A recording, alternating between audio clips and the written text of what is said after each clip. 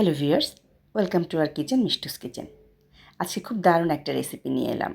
মুখরোচক একটা রেসিপি, যেটা সচরাচর সবাই আমরা খাই না। লাউ পাতায় কই মাছের সিদ্ধ বা ভাপা। তো এটা খুবই মানে তাড়াতাড়ি করে রান্না করা যায়। আমি নিয়ে নিয়েছি দেশি কই মাছ, কেটে এরকম ধুয়ে নিয়েছি। আর নিয়েছি কচি কচি লাউ পাতা, এবং লাউয়ের যে ডগাটা থাকে একেবারে নরম নরম যে জায়গাটা, সেটাকে একটু ডাঁটাসহ অল্প একটু। আমার কিন্তু 4টা কই মাছ না, অনেকগুলো কই মাছ ছিল। আর এই কই মাছগুলোকে আমি সুন্দর করে হলুদ লবণ মরিচ মাখিয়ে ফ্রিজে ডিপে রেখে দেবো। তো এখন আমি এটাকে নিয়ে ঠিক করে নিচ্ছি। এখানে আমি একটা বড় সাইজের পেঁয়াজ বাটা দেবো, একটা বড় সাইজের, আর ছোটো হলে দুটো। ব্লেন্ড করে পেঁয়াজ নিয়ে নিয়েছি, রসুন দিয়েছি। রসুন আদা মিলিয়ে আমি 1 চামচের একটু কম দিয়েছি। আর যদি নিরামিষ করে খেতে চান আদা রসুন ছাড়া, তাও পারেন আপনারা।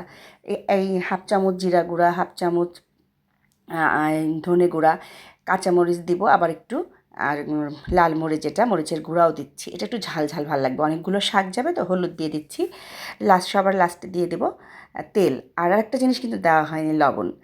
বেশি করে সরিষার তেল দেবেন, কারণ এখানে আর কোনো তেল আমাদের লাগছে না। দিয়ে দিচ্ছি লাস্টে লবণ।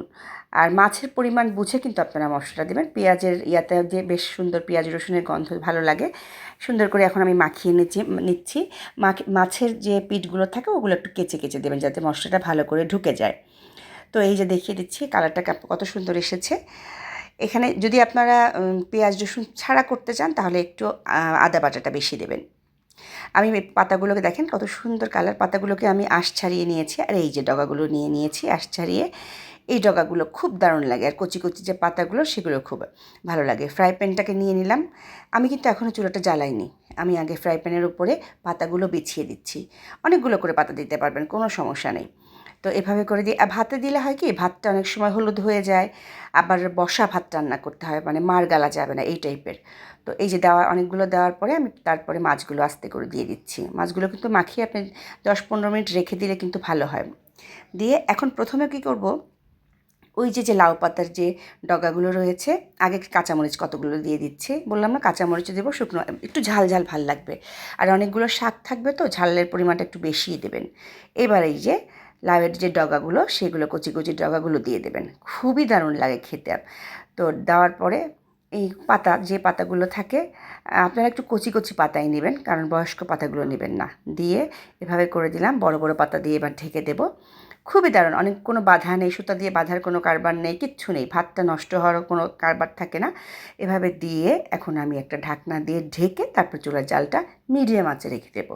দেখতে হবে যেন একবার নিচ থেকে পুড়ে না যায়, কারণ যখনই একটু জল ছেড়ে দিয়েছে, দেখেন দেখতে পাচ্ছেন তো, পাতা থেকে কিন্তু জলগুলো মোটামুটি বেরিয়েছে, একটু শুকিয়ে গেছে। এখন আমি কি করব, জলটা শুকানোর পরে আপনি আস্তে আস্তে করে ফ্রাই প্যানটা ধরেও নেড়ে দিতে পারেন। আবার এরকম করে একটা চামচের সাহায্যেও আপনি এটাকে একটু উল্টে দেবেন। আপনি যেভাবে আপনার সুবিধা হয়। আমি যেহেতু এভাবে দিচ্ছি, অনেকে যারা নতুন তারা কিন্তু এভাবে পারবেন না।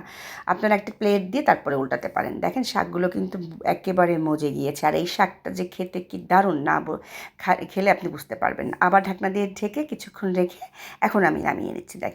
কোনো জল থাকবে না, ওরকম তেলের পরিমাণ না। এই যে দেখেন, দেখাই যাচ্ছে যে শাকগুলো কিন্তু সব একেবারেই নরম হয়ে গেছে। মাছগুলো খুব সুন্দর সিদ্ধ হয়ে গেছে, গন্ধটা খুব সুন্দর বের হচ্ছে।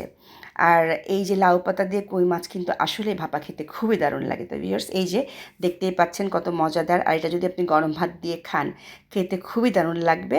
আর ভালো লাগলে আমার পেজটাকে লাইক দিবেন, কমেন্টস করবেন, শেয়ার করবেন, চ্যানেলটাকে সাবস্ক্রাইব করবেন। থ্যাংক ইউ সবাইকে।